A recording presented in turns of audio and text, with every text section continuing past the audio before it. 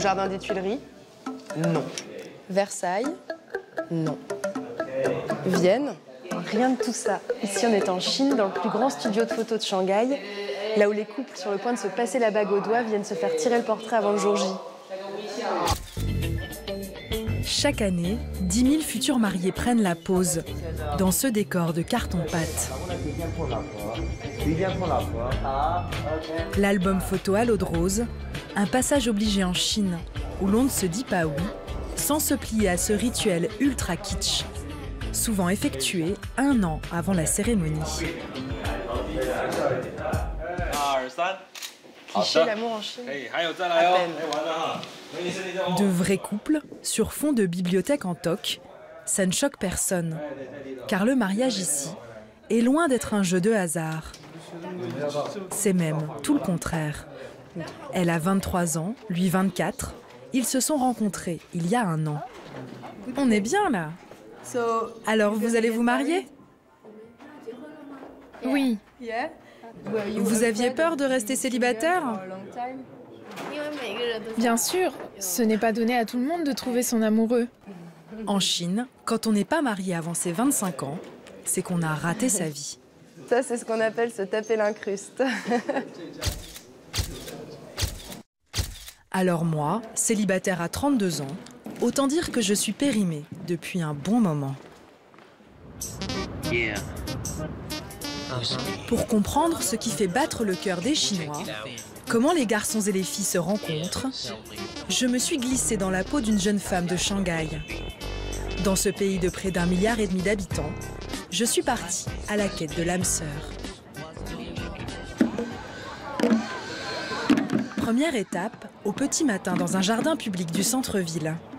À People Square, il ne pleut pas, et pourtant les parapluies sont de sortie. Une fois par semaine, ce parc se transforme en agence matrimoniale à ciel ouvert. En Chine, les rencontres amoureuses, ça se passe pas encore sur Tinder, ni à la rubrique petites annonces des journaux. C'est encore une affaire gérée par papa-maman. Des parents venus tôt pour s'assurer les meilleures places qu'ils réservent avec ces parapluies.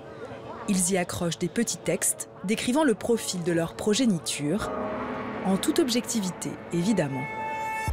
Garçon né en 84, 1,82 m, très bon revenu, super personnalité, bonne famille. Cherche fille née après 85. Fille née en 82, membre du parti, bon caractère, belle apparence, beaucoup de respect pour les anciens. Cherche homme né après 74.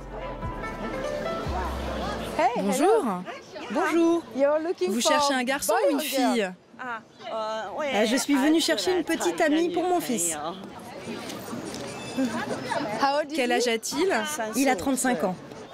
Il vous ressemble pas mal, hein? Oui, comme sa petite maman. Votre fils, il ne peut pas trouver l'amour de sa vie par lui-même? Il a besoin de sa maman? Il travaille beaucoup, il est très occupé. Il m'a dit, maman, va voir s'il y en a une qui te plaît. J'irai boire un verre avec elle pour la rencontrer. Il me fait confiance. Autant dire que la future promise de ce jeune homme aura à se coltiner une sacrée belle-mère. Bonne chance! Merci. Au pays de l'enfant unique, ce n'est pas seulement une union que les parents viennent chercher ici, c'est surtout la promesse d'une descendance. Je suis une fille célibataire de 31 ans. Ce père cherche un mari pour sa fille. Je mesure 1,66 m et je suis très jolie. Je suis hôtesse de l'air. Je ne serai pas envahissante car je suis souvent en déplacement. C'est difficile d'écrire ça sur sa fille? Pas du tout. Nos demandes ne sont pas excessives. Je pense qu'on va réussir à trouver quelqu'un pour elle. Est-ce que vous pouvez m'aider à écrire une petite annonce sur moi? J'ai aussi besoin de trouver quelqu'un. Avec plaisir. Je m'appelle Nathalie. Oula, c'est compliqué. T'as qu'à lui inventer un prénom chinois. Ça commence mal, ils n'arrivent même pas à écrire mon nom. Mais quel type d'homme vous recherchez? Quel âge? Quel métier? Riche, très riche. 5 minutes plus tard, je n'ai jamais été aussi proche de rencontrer l'amour en Chine. Famille. Non? Non, il veut pas. Bon, c'est pas grave. Hein. J'attire les curieux, mais pas seulement. Va-t'en! Ah non, hein, non, j'ai le droit d'être là. Hein.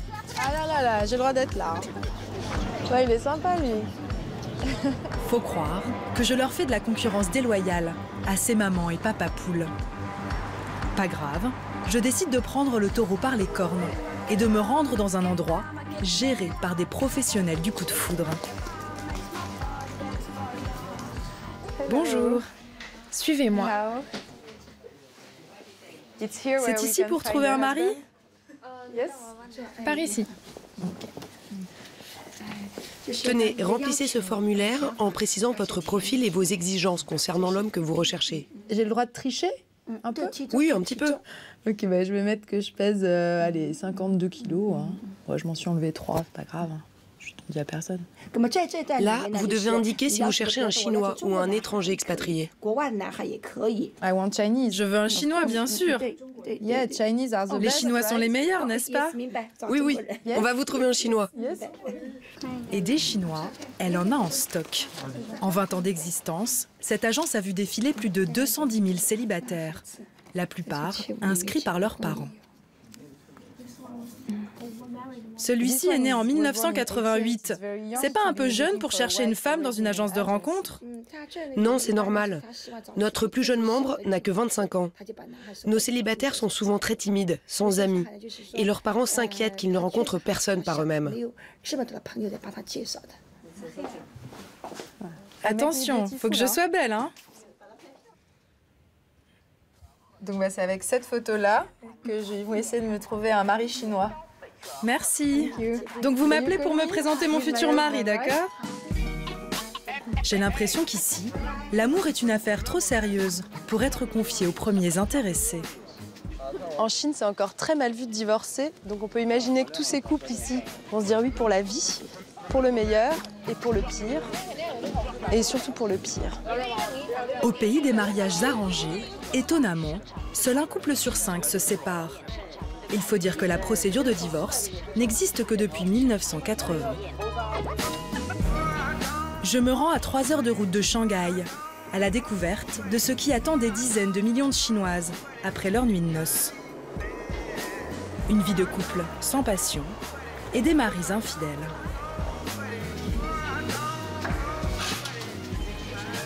Ni hao. Bienvenue dans l'agence de la sauvegarde du mariage et de la famille. Créée il y a 3 ans par des détectives privés, cette agence de Chengzhou s'est spécialisée dans un seul type de mission, aider les femmes trompées à ramener leur mari volage dans le droit chemin. Voici la photo de la maîtresse. Elle s'appelle Wang Yulu. Wang Yulu. C'est ça. Elle a 26 ans. Il faut qu'on se dépêche, car apparemment, elle est enceinte. Et si on tarde trop, elle ne pourra plus avorter. Si nous échouons et que cette maîtresse garde l'enfant, nous n'aurons plus aucun moyen de sauver ce mariage. Wang Fei est détective privé. Son patron, Li Fei, lui donne sa mission du jour. Prendre en filature cette femme, en couple avec un homme marié depuis 3 ans. L'épouse trompée a dépensé plus de 15 000 € pour la faire disparaître du paysage. Pourquoi vous pensez qu'il est important de sauver ce mariage? Apparemment, il a du plomb dans l'aile. Cette femme se fait entretenir par un homme marié. Notre objectif, c'est de l'inciter à changer son mode de vie, qui est néfaste pour la société, et ainsi préserver le bonheur et l'harmonie de la famille de notre cliente. Ici, on ne s'encombre pas avec les sentiments. La traque de la maîtresse va commencer. Musique maestro. Ils ont bon goût, ces espions. Galvanisé par le beat de Beethoven, il piste sa voiture. Ils sont quasiment passés au rouge, là. Hein. N'hésite pas à couper les lignes blanches. Laisse-moi passer! Ils veulent savoir si la jeune femme fréquente d'autres hommes. GPS? GPS? Oui. Comment ça marche?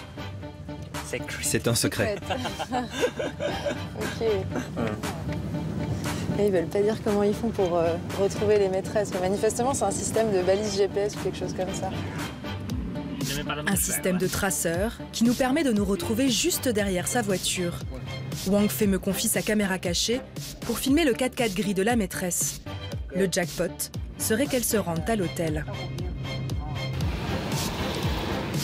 C'est cette voiture-là, la grise. Faut pas qu'on se fasse repérer. Elle s'arrête sur le bas-côté.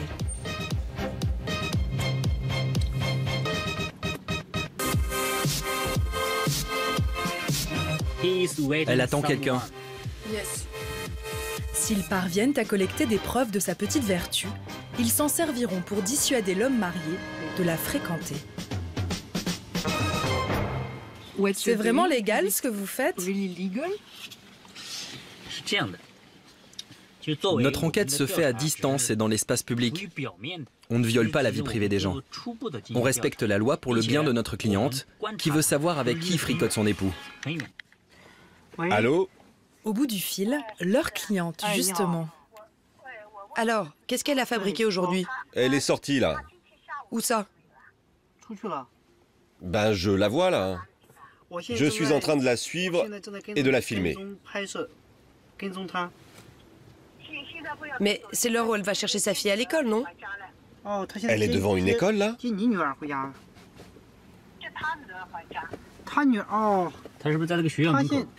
Putain, je suis dégoûté. Dans l'habitacle, c'est la débandade. Ce n'est pas un énième amant que la maîtresse attend, mais son enfant. Retour à la case départ. On estime qu'en Chine, il y aurait des dizaines de millions de concubines, de deuxièmes épouses. Une pratique que Mao avait interdite en 1949 et qui ressurgit avec la libéralisation économique du pays. Pour beaucoup d'hommes qui ont une petite situation, une maîtresse, c'est un signe extérieur de richesse. J'ai rendez-vous avec l'une de ces concubines, un matin dans ma chambre d'hôtel. Celle qui s'est rebaptisée Lucie a accepté de me parler à une seule condition. Donc Lucie, elle veut pas montrer son visage, mais elle est très jolie. Et c'est un peu triste à dire, mais elle correspond à peu près au cliché de la maîtresse auquel je m'attendais. Votre sac, quelqu'un vous l'a offert? C'est un cadeau? Oui. Vous n'auriez pas préféré pouvoir vous l'acheter vous-même? Avant, j'étais serveuse dans un bar à karaoké. Toutes les filles en avaient un. Moi, je n'avais pas les moyens de me le payer. On me l'a offert. Tant mieux. Lucie vient de la campagne. Elle a 26 ans. Depuis sa majorité, elle ne fréquente que des hommes mariés. De vraies liaisons, plus ou moins longues, et récompensées par des cadeaux. À chaque fois, j'éprouve des sentiments sincères pour ces hommes. Ils ont beaucoup d'argent et ils s'occupent bien de moi. Je suis belle, je suis appétissante et j'ai de la conversation. Je leur offre ce dont ils ont envie.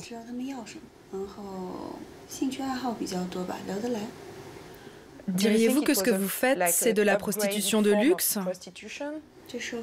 Franchement, tout le monde veut gagner de l'argent.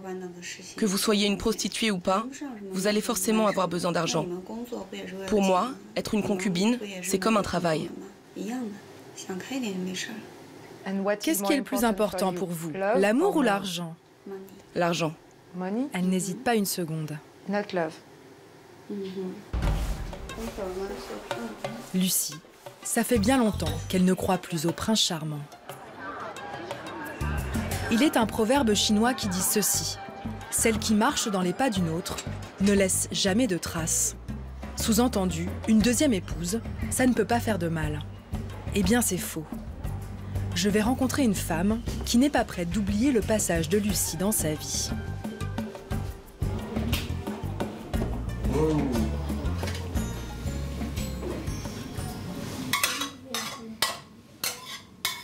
La cuisine à la chinoise, de la salade frite. Derrière les fourneaux, Sheng Wen. Il y a un an, cette femme au foyer a découvert que son mari l'a trompée avec Lucie. J'ai commencé à avoir des doutes car mon mari rentrait très tard le soir. Parfois même il découchait. Ça arrivait de plus en plus souvent. Chen Ye, quand elle a découvert qu'elle était cocu, c'est pas contre son mari qu'elle en a eu, c'est contre la maîtresse. Et elle a tout fait pour le garder à la maison, son mari. Vous n'étiez pas fâché contre lui? Si, sur le moment, j'étais triste. Et vous n'avez pas pensé à divorcer? Non, j'ai pensé à notre fille. Je ne veux pas qu'elle grandisse dans une famille monoparentale. En Chine, nous privilégions les compromis. Au lieu de mettre les pieds dans le plat, Sheng Wen l'a jouée discrète. Elle a fait appel à une agence de détectives privés. But de la mission, persuader le père de sa petite fille de 8 ans de quitter Lucie et de rentrer au bercail. Coût de cette opération, 30 000 €. Alors le monsieur qui vient de s'asseoir, c'est le mari de Chang Yuan et c'est pas très étonnant, il veut pas qu'on montre son visage. C'est bon le riz. Comment avez-vous appris que votre femme avait fait appel à des espions? Un jour, le détective privé m'a contacté. Il savait tout de mon histoire avec ma maîtresse. Au début, j'étais fou de rage. Mais après un moment, j'ai compris que tout était de ma faute et je me suis calmé. Sheng Wen et son mari se sont rencontrés en 2007, chez des amis, sans l'intervention de leurs parents. Ah, c'est du sérieux, hein? Un an plus tard, ils se disaient oui, en passant par la case studio photo, évidemment. Maman? Maman. Aime papa? Papa. Leur fille n'avait jamais vu cet album.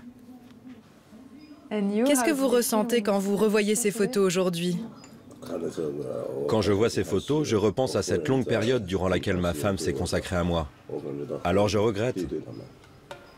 Des regrets et de la honte. Cet époux volage n'imaginait sûrement pas qu'il demanderait un jour à être flouté sur ses propres photos de mariage. À force de placer la famille comme une priorité absolue, les Chinois ont oublié que parfois, il vaut mieux être seul que mal accompagné. T'as des panneaux comme ça, il y en a dans toute la Chine, c'est la propagande du Parti communiste. Ici, il y a écrit « Respectez vos parents, respectez votre famille ». Et c'est là où on se rend compte que le mariage en Chine, c'est pas une affaire individuelle, c'est un enjeu de société. Amour, famille, patrie, ici, rien n'échappe au parti. Je retrouve Shanghai, sa foule, et peut-être, parmi tous ces visages, le futur homme de ma vie.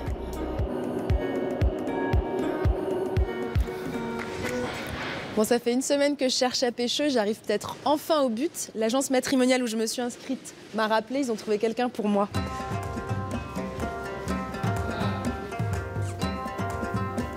Bonjour. On est dimanche, le jour où l'agence organise les premiers rendez-vous. Un jeune homme arrive. Hello. Mais ce n'est pas moi qu'il va rencontrer. C'est Anna, 28 ans. Je peux me joindre à vous? C'est votre premier rendez-vous. Et moi, c'est la première fois que je rencontre des gens qui se rencontrent pour la première fois.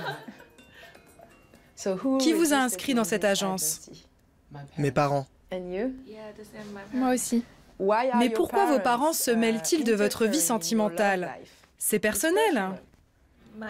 Ma mère pense que je suis célibataire depuis trop longtemps. Et moi, mes parents m'ont poussé parce que je suis très timide et que j'ai du mal à rencontrer de nouvelles personnes.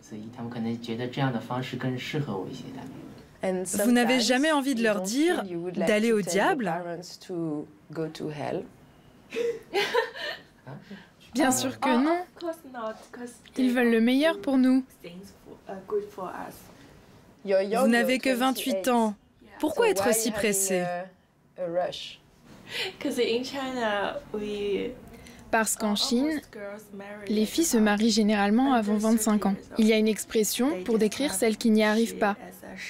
C'est Sheng Yu. Ça signifie les restes. Ça veut dire que la société chinoise considère qu'une femme de plus de 25 ans, c'est poubelle, quoi. De quoi bien me casser le moral, alors que mon futur prince charmant fait son entrée. Je vais chercher la demoiselle. Eh, ça y est, c'est parti? Va-t-il me voir comme un vulgaire détritus? Hello. Bonjour. Hello. Allez-y, vous pouvez discuter. Je vous en prie, asseyez-vous. Yes. What's your Comment name? vous appelez-vous?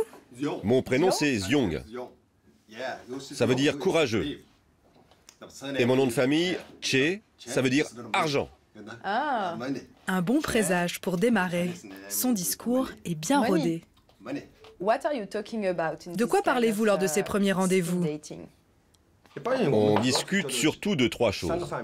Notre niveau d'études, notre métier et l'avenir de notre vie de couple. Vous savez, pour moi, tomber amoureux, ça relève du hasard. Ça ne se planifie pas, ça vous tombe dessus. À mon âge, on n'espère plus trouver ce qu'il y a de mieux. On recherche simplement quelqu'un qui nous convienne. Vous êtes né en quelle année? En 1965. Donc on a 20 ans de différence. J'ai 32 ans. Je ne suis pas un peu trop jeune pour vous? Si, un peu quand même. Je préférerais quelqu'un d'un peu plus âgé et qui parle ma langue aussi. C'est plus simple si on a la même façon de penser. Putain, j'ai l'impression de me faire jeter, quoi. Vous me brisez le cœur. Mais non, ça va aller. Échec et maths. J'ai du mal à remplir le formulaire.